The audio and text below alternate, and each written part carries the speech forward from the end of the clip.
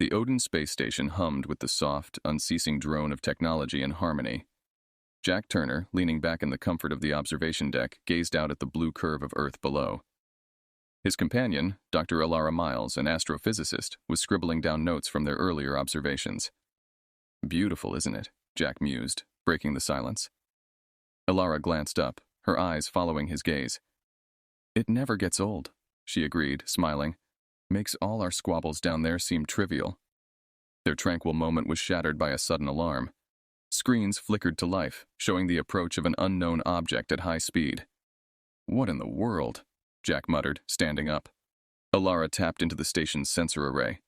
"It's not from Earth, it's extraterrestrial." Her voice was a mix of excitement and fear. "Extraterrestrial? Are you sure?" Jack questioned, peering over her shoulder at the data. Before Alara could reply, the station's communication officer, Lieutenant Hansen, burst into the room. "We're receiving a transmission," he announced, his voice tense. "Put it through," Jack ordered, his years of military training kicking in. The main screen flicked to the image of an alien being, humanoid, but with translucent skin and vibrant eyes. "I am Zantok of the Zelkorian Empire," the creature began, its voice oddly melodious. "We seek refuge. We are pursued by aggressors with intent to destroy us." Jack and Alara exchanged a look of disbelief. Refuge? Aggressors? The situation was escalating beyond their expectations. "Can we trust them?" Alara whispered, her eyes locked on the screen. Jack frowned, considering. "We need more information. Zantok, can you tell us who is after you and why?" The alien's image wavered as another alert sounded. The sensors showed a second, much larger fleet closing in fast. Zantok's face grew tense. "They are the Vroks, relentless destroyers of worlds. We did not believe in violence until they forced us to flee." As they watched, the first of the Zelkorian ships came into view, sleek and shimmering, followed by the menacing dark fleet of the Vroks. The contrast was stark and foreboding. Lieutenant Hansen was back on the comms. "Sir, the UN is calling. They're tracking this and demand an immediate briefing." "Tell them we're on it," Jack said, turning to Alara. "We need to help them, Alara. It's not just about policy, it's about doing what's right." Alara nodded, her scientist's mind racing through possibilities. "We can use the station's defenses to cover their approach. It might give them enough time to explain further." Jack started issuing orders. "Hansen, coordinate with the defense team. Let's make sure we give them a fighting chance." As the station's crew sprung into action, Jack and Alara prepared themselves to face a situation no training could have ever prepared them for. An interstellar conflict at their doorstep, a test of humanity's mettle in the face of the unknown. Inside the bustling command center of the United Nations headquarters in New York, the atmosphere was charged with a mix of apprehension and urgency. Diplomats and military leaders filled the room, all eyes fixed on the large screen displaying live footage from Odin Station. Jack Turner stood at the front beside Dr. Alara Miles, ready to brief the assembly. General Martinez, the chair of the meeting, gave Jack a nod to begin. "Ladies and gentlemen," Jack started, his voice clear and steady. "This morning at 0934 hours, Odin Station confirmed the first verified extraterrestrial contact. An alien species, identifying themselves as Zelkorians, requested asylum from an aggressive force known as the Vroks." Murmurs filled the room as the screen switched to show the sleek, battered Zelkorian ships entering Earth's orbit, followed by ominous footage of the pursuing Vrok fleet. "A Zelkorian named Zantok communicated their peaceful intentions and their desperate need for refuge," Alara continued. "Our preliminary assessments suggest no immediate threat to Earth. However, the Vrok pursuit poses a significant risk." General Martinez stood, his expression grave. "What are your recommendations, Mr. Turner?" Jack didn't hesitate. "We propose offering temporary refuge to the Zelkorians under strict quarantine on the lunar base, while keeping diplomatic channels open with the Vroks to avoid any misunderstandings." A British delegate raised a hand. "And if the Vroks interpret this as an act of war?" "It's a risk," Jack admitted, "but abandoning a peaceful species to potential annihilation doesn't align with our principles or international law." The Chinese ambassador leaned forward. "What is the strategic advantage for us? If these Vroks are as dangerous as you suggest, are we prepared for the consequences?"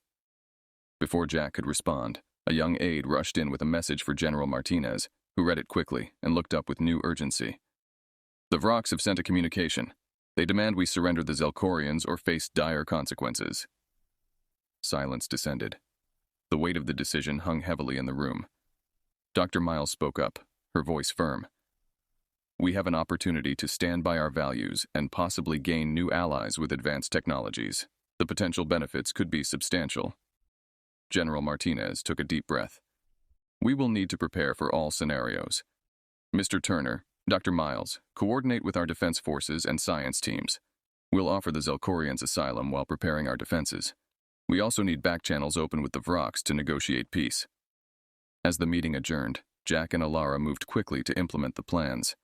They contacted the lunar base to prepare for the arrival of the Zelkorians and started organizing a team of top diplomats and scientists for the negotiations with the Vrox.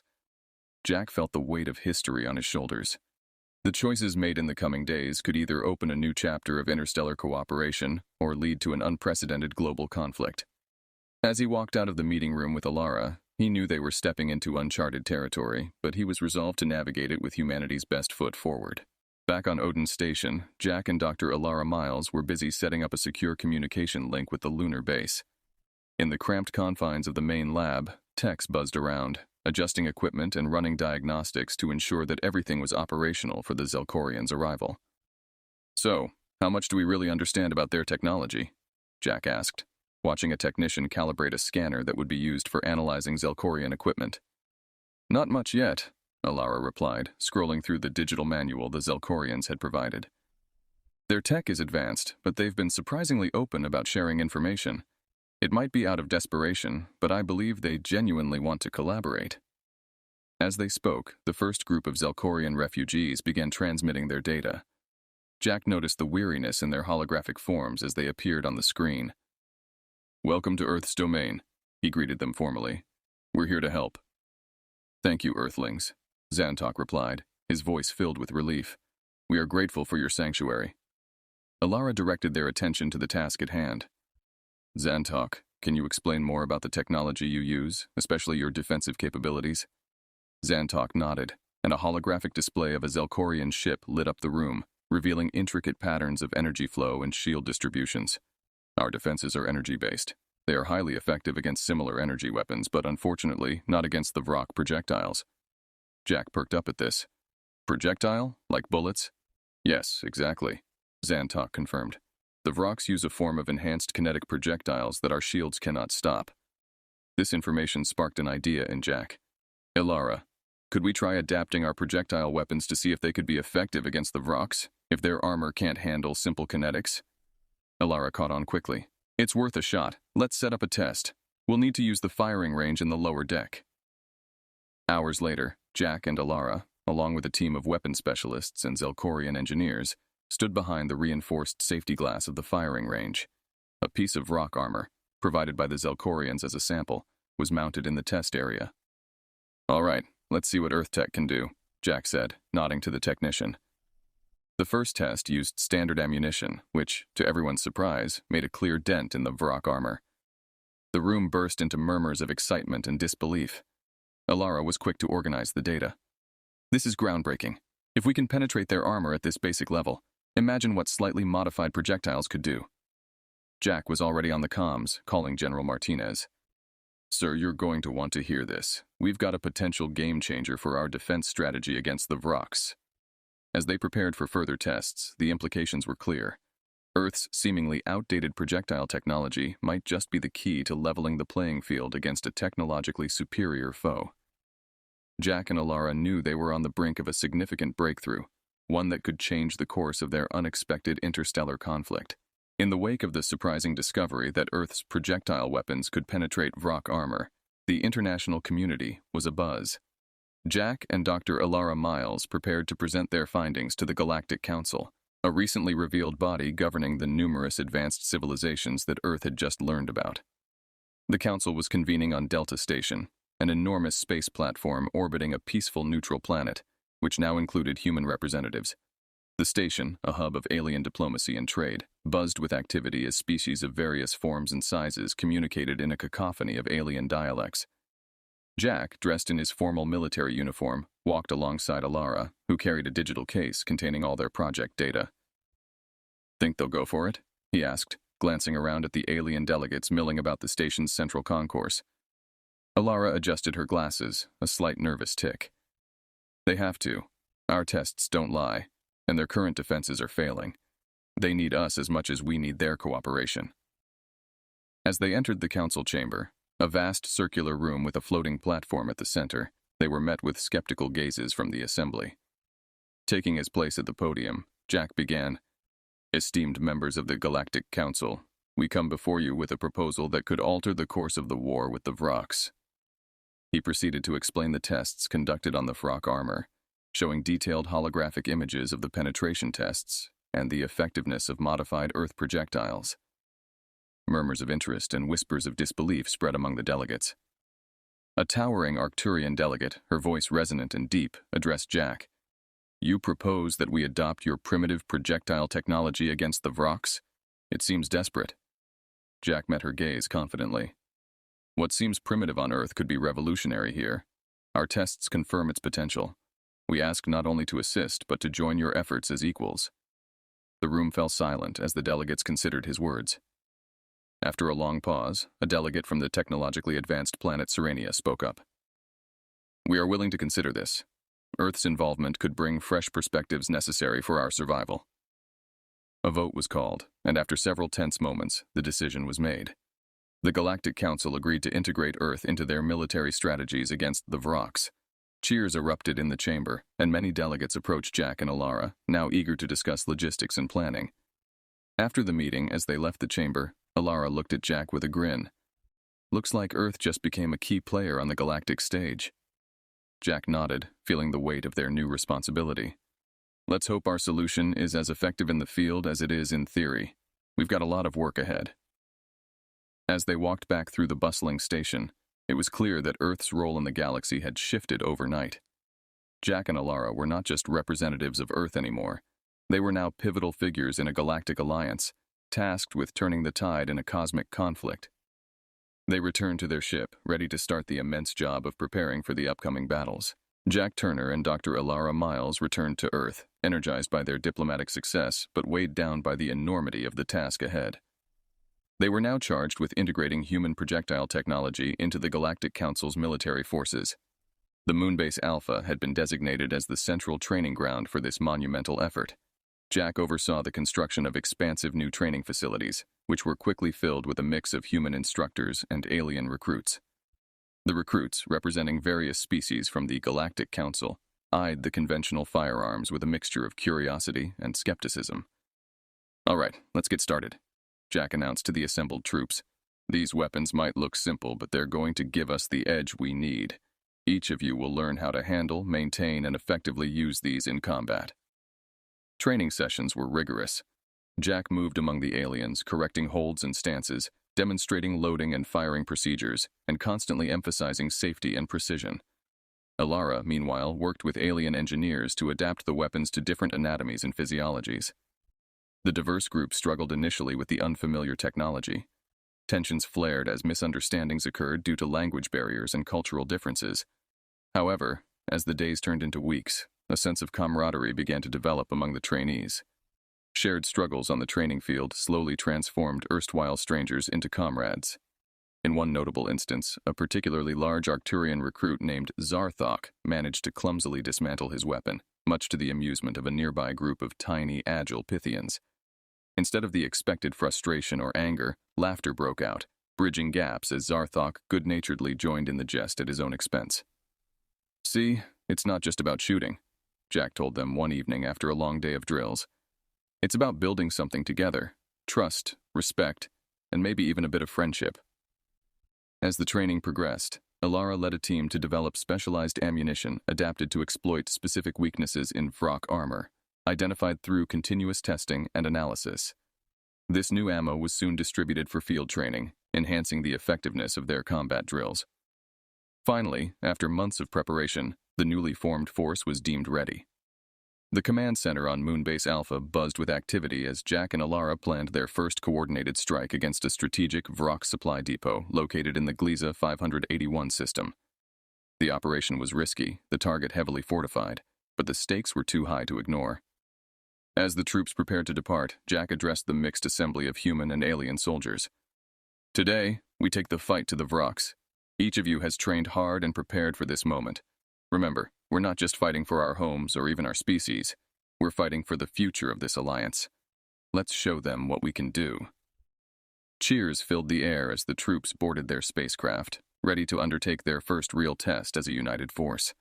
The operation would not only prove the effectiveness of Earth's technology, but also the strength of their newfound unity. As the ships blasted off toward Gilea 581, Jack and Alara watched, knowing that the battle ahead would be a turning point one way or another. The interstellar journey to the Gilea 581 star system was tense. The fleet, a mix of Galactic Council and Earth ships, traveled in tight formation. Jack Turner, now acting as a combat coordinator, monitored the ship's progress from the command deck of the lead vessel, his eyes rarely straying from the tactical displays. Dr. Alara Miles joined him, reviewing the last-minute updates on their battle strategy. Everything's in place, Jack. The new munitions have been distributed, and the troops are ready. Jack nodded, his expression tight with concentration. It's do or die now. Let's hope our training pays off. As they approached the system, the Vrock supply depot came into view, a sprawling complex orbiting a desolate planet. It was heavily fortified, bristling with defense turrets and patrolled by Vrock fighter crafts. The scale of the operation was daunting. Commence attack formation, Jack ordered. The fleet split, with smaller, agile fighters peeling off to engage the Vrock patrols, while the larger ships began a bombardment to disable the depot's external defenses. The battle erupted into chaos. The space around Gilea 581 lit up with the blaze of energy weapons and the distinctive trails of Earth's ballistic projectiles. The Vrock fighters, agile and deadly, swooped in, unleashing bursts of plasma fire. However, they were not prepared for the kinetic punch of the projectiles. Several of their fighters were taken out early in the skirmish, throwing their formations into disarray. On Jack's command, special ops teams, including units trained on Moonbase Alpha, launched in armored shuttles toward the depot's main hangar. Their mission was to infiltrate the depot and sabotage its core energy systems. Inside one of the shuttles, Jack watched through the viewport as they dodged incoming fire. "Steady, team," he encouraged, gripping the seat as the shuttle rocked from a near miss. "Remember your training." The shuttle landed with a jolt in the depot's hangar. Jack and his team disembarked swiftly, moving into the maze of corridors within the depot. The interior was stark, illuminated by harsh artificial light. They encountered resistance immediately. Vrock soldiers, heavily armored and menacing, engaged them with energy rifles. Utilizing their projectile weapons, Jack's team countered effectively. The Vrocks, unaccustomed to the ballistic tactics, were quickly overwhelmed. The team pushed forward, navigating through the depot with the help of a digital map Alara had prepared. After intense combat, they reached the core room. The engineers set charges while Jack and the others fended off more Vrock soldiers. Every second counted. "Explosive set!" shouted one of the engineers, a Pythian who had become one of Jack's most trusted allies. "Everyone out, now!" Jack ordered. They retreated back to their shuttle, racing against time.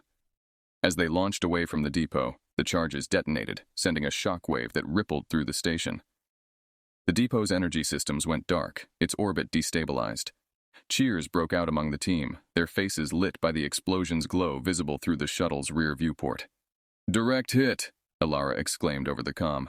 "The depot's down. Good work, everyone." As the fleet regrouped, the victory was palpable, but so was the cost. Casualties were reported among the fleet, a sober reminder of the battle's stakes. Jack slumped into his seat, relief and exhaustion washing over him. "It's a win, but this is just the beginning," he said, meeting Alara's gaze. "The Vrocks will retaliate." Alara nodded, her face somber. "We'll be ready. This victory proves we can fight them on equal footing. Let's prepare for the next round." The Battle of Gilea. 581 marked a crucial victory for the Galactic Council and Earth Alliance. Their effective use of human projectile technology had turned the tide, demonstrating that even a technologically advanced foe could be outmaneuvered with innovation and bravery. After their success at Gilea 581, morale among the Galactic Council forces was at an all-time high. The victory had proven the effectiveness of Earth's projectile weapons and had galvanized the Alliance. The Council decided it was time to take the fight directly to the Vrocks by targeting their homeworld, Vrokkara. Jack Turner was heavily involved in the planning of the mission, dubbed Operation Heartstrike. The objective was clear: infiltrate Vrokkara, disable the planetary defenses, and cripple the Vrock military command. It was an ambitious plan, potentially turning the tide of the war if successful. On board the command ship en route to Vrockara, Jack met with his team, which included both human and alien commandos trained in Earth's projectile weaponry. Dr. Alara Miles was also there, providing the last-minute technical support and modifications to their equipment. "Remember, the Vrock's central command hub is our target," Jack briefed his team, pointing at the holographic map floating above the table. "We take that out, and their ability to coordinate their forces crumbles." Alara chimed in. "I've updated your armor and weapons to handle the expected Vrock countermeasures. We've only got one shot at this, so make it count." The fleet dropped out of hyperspace on the fringes of the Vrockara system, immediately encountering stiff resistance. Vrock defense satellites launched waves of attacks, which were met by coordinated fire from the fleet's destroyers, clearing a path towards the planet. Jack's team, in a heavily armored dropship, descended towards Vrockara amidst a barrage of anti-aircraft fire. The dropship shook violently as it breached the atmosphere, but the pilot kept it steady. 5 minutes to drop zone," the pilot announced over the roar of the engines. Landing in a forested area near the command hub, Jack and his team quickly disembarked, moving under the cover of the dense alien foliage. The planet's gravity was heavier than Earth's, a constant pressure against their bodies, but their training on various worlds had prepared them for this. They encountered Vrock patrols almost immediately. The firefights were intense, showcasing the brutal efficiency of the Vrock soldiers. However, the element of surprise and the lethal precision of the human-led team's projectile weapons gave them the edge needed to push forward. Approaching the central command hub, they used explosives to breach the outer wall. Once inside, they fought their way through corridors towards the main control room.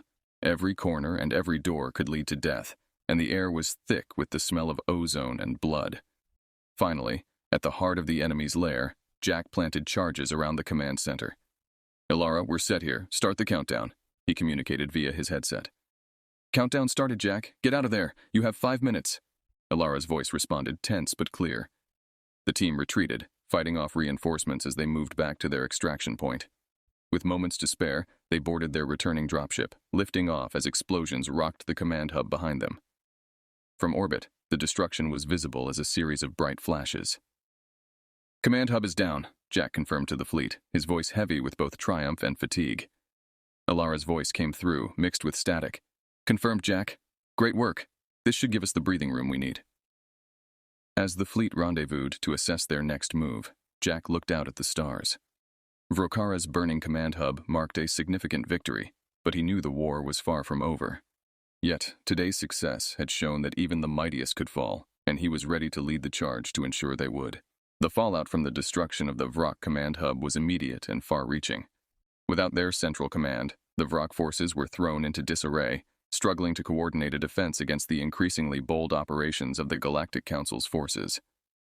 The Council, buoyed by the recent victory, pressed their advantage, launching a series of successful attacks that further diminished the Vrock's hold on their conquered territories.